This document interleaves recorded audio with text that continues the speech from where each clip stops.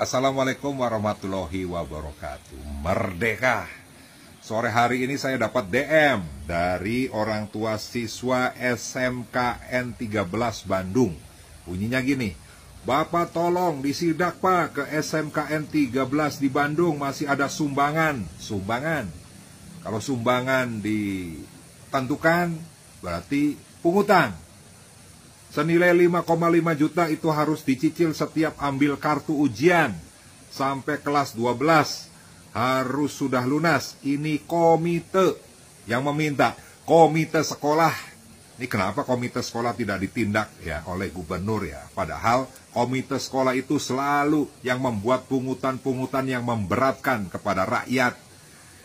Tolong Pak Disdik ya, PLT, PLH, Kadisdik Provinsi Jawa Barat, tolong dicek SMKN Negeri SMKN 13 Kota Bandung. Kelas 11 dipungut 5,5 juta rupiah per siswa di seluruh jurusan. Tolong disikapi. Hatur nuhun. Ini kami seperti anak yang ditinggalkan oleh orang tuanya.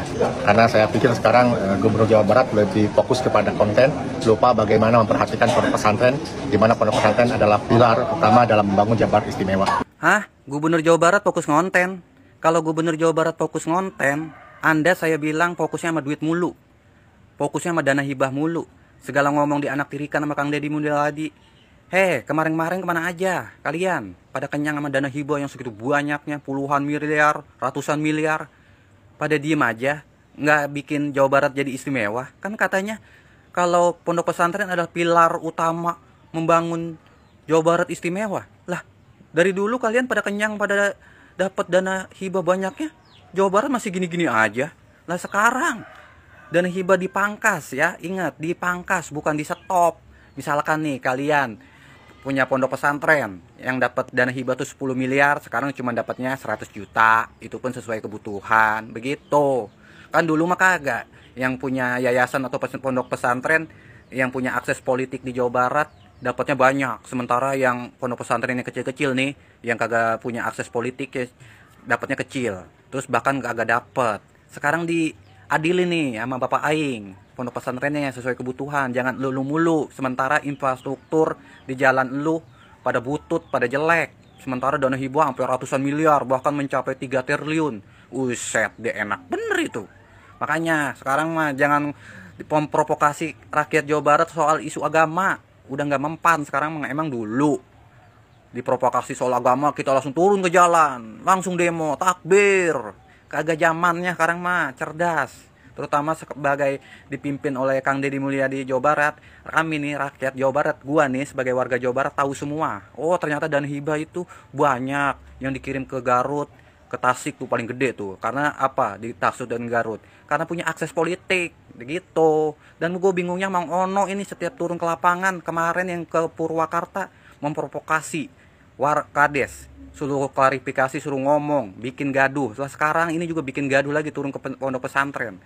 Harusnya tuh Mang Ono tuh ngapain di situ? Kan Mang Ono juga wakil ketua dewan DPRD Jawa Barat. Harusnya bantu. Ngapain sih suruh ngomong buat memprovokasi Kang Deddy Mulyadi mulu? Seakan-akan tuh Kang Deddy Mulyadi mulu yang disalahin. Apa-apa lapor Kang Deddy Mulyadi. Padahal Mang Ono juga ke situ kan sebagai anggota dewan, wakil rakyat. Harus bantu dong. Jangan memprovokasi mulu nih Mang Ono nih. Bener-bener dah kemarin diem enak saya, sekarang bikin gaduh mulu Mang Ono nih. Yang pertama KDM suka bagi-bagi uang. Yang kedua KDM marah-marah. Siapa yang dimarahin? Rakyat yang melanggar aturan. Dan yang ketiga nangis. Jadi cuma 3 hal aja yang bagi duit, marah, nangis. Dan itu sama seperti konten kreator YouTuber yang followernya jutaan. Nah makanya coba Pak M bikin konten bagi-bagi duit, nangis, marah-marah, pasti naik follower. Dan itu yang dilakukan oleh KDM. Sehingga berbagai macam kebijakan yang saat ini dikeluarkan oleh KDM tidak terlepas dari 3 hal tersebut. Dan saya juga sebagai masyarakat menyoroti 3 hal yang sering dilakukan Ono Surono semenjak jadi anggota DPRD Provinsi Jawa Barat. Yang pertama ngomongin KDM, yang kedua nyerang KDM, yang ketiga nyinyirin KDM. Sama seperti anggota dewan lainnya yang tidak suka kepada KDM. Jadi jika kalian ingin followernya naik seperti Ono Surono, 3 hal yang harus kalian lakukan: ngomongin KDM, nyerang KDM, dan nyinyirin KDM. Dan itu pekerjaan Ono Surono sejak menjabat anggota DPRD Provinsi Jawa Barat. Bupati Bandung Dadang Supriyatna punya program mengaji maghrib. Nyata merenan program nyata anak-anak senang ngaraji pas maghrib di imah atau di masjid. Sebenarnya Dadang Supriyatna mah punya program nyata guys berjalan kurang lebih 2 tahunnya. Nyata program anak mengaji di sekolah, di SD jeung di SMP. Emang halus eta program. Tapi lamun dek naon apple to apple ngabandingkeunana jeung program barak militer, misalnya kemari Dadang Supriyatna nolak kita program barak militer diterapkan di kabupaten. Emang selalu ada pro kontra, tapi cek urang gitunya, cek jelema bodoh ya. Program barak militerna Kang Deddy Mulyadi jeung program mengaji Dadang Supriyatna esensina beda, substansina oge beda. Penanganan naon, penanganan masalah lagi, pemecahan masalah lagi beda. Sabab kieu kalau lobanana program mengaji maghrib boh di lemur, boh di masjid, boh di imah eta mencakupna menjangkauna ngan usia biasana di bawah rata-rata usia 13 tahun. Sabab ieu sim kuring selaku guru ngajinya boh di imah, boh di masjid, boh di sekolah SMP oge kuring ngiluan program guru ngaji. Rata-rata anak nu ngaji di lemur nama nganyambet sa SD, keluar SD areureun ngaji. Sedengkeun kenakalan remaja kalau loba anana usiana di atas 13 tahun gitunya, pas nincak usia remaja ka dewasa loba kenakalan. Jadi henteu sinkron gitunya amun pemacalahan masalahna budak nakal ku program ngaji anu leuwih alus, nu leuwih sinkron cek urang gitunya, jeung ningali anu buktina gitunya alus keneh program budak nakal mah ka barak militer gitunya. Jadi program bupati bener eta alus geus berjalan ngan ke pemecahan masalah budak nakal mah cep sim kuring asa teu nyambung gitunya. Yang terbaru lagi klarifikasi lagi. Sekarang mah langsung Pak Lurah Pasir Munjulnya yang suruh ngomong klarifikasi. Tapi gini ya Pak, Bapak mau nyuruh Pak Lurahnya langsung ngomong juga, menolak gitu, mengelak ibaratnya gitu, mengelak perkataan dia yang kemarin-kemarin. Emang dipikirnya warga Jawa Barat sekarang itu, masyarakat Indonesia tuh masih kayak boneka-boneka zaman dulu gitu, tiba ngangguk-ngangguk, oh iya gitu. Kagak, udah pada pintar sekarang mah, udah pada pintar coy, udah pada pintar. Modelan emak-emak kayak buah gini juga nih, yang tukang goreng, tukang ngulek-ngulek doang di dapur gitu kan, bapak-bapak, aki-aki, si Edo, si Iroh, udah pada pintar. Udah pada bisa, udah pada mengerti terkait pakar ekspresi, terkait pakar gerak tubuh gitu, udah pada bisa, udah pada ngerti ya. Itu tuh si bapak klarifikasi kayak begitu. Kasihan banget gue sama Pak Lurah Pasir Munjul ini. Kenapa gue kasihan, penuh banget sama tekanan dia klarifikasinya. Kayaknya mah di depannya dia mungkin kali ya, mungkin ini mah seujonnya gua sambil ngevideoin tuh Pak Lurah, dia sambil megang ketapel kali. Sok lu katanya kalau kagak ngikutin skenario gua ketapel, lu katanya gua ketapel, begitu kali ya. Makanya dia kan sambil gimana gitu tangannya juga gitu kan, ngomongnya itu sambil bener-bener tertekan dia. Panik, menekankan itu panik. Kalau kagak salah kata-kata panik itu keluar dari ucapan si bapak yang kemarin klarifikasi di mobil yang pakai baju denim deh, ya kan? Yang pakai baju lepis denim. Dia kan ngomong ya, mungkin karena panik katanya begitu kan. Beneran sekarang Pak Lurahnya klarifikasi ya, karena saya panik aja gitu, terkena musibah besar gitu kan. Kalau emang klarifikasi Pak Lurah itu benar, harusnya kemarin juga pas saat disambangi oleh Om Jen beserta seksi-seksinya tuh, harusnya dia ngomongnya juga sama kayak begitu, kayak yang klarifikasi sekarang. Kalau emang benar sesuai dari hatinya begitu, ya kan? Buktinya saat dia ditanyai di kontennya Pak siapa, Om Jen, dia kagak ada tuh dari raut wajah dan ekspresi merasa tertekan, dengan santai dia ngomong disuruh Pak Ono gitu. Ya, nggak ada tertekan, beda dengan klarifikasi yang sekarang ini penuh dengan tekanan. Kasihan banget.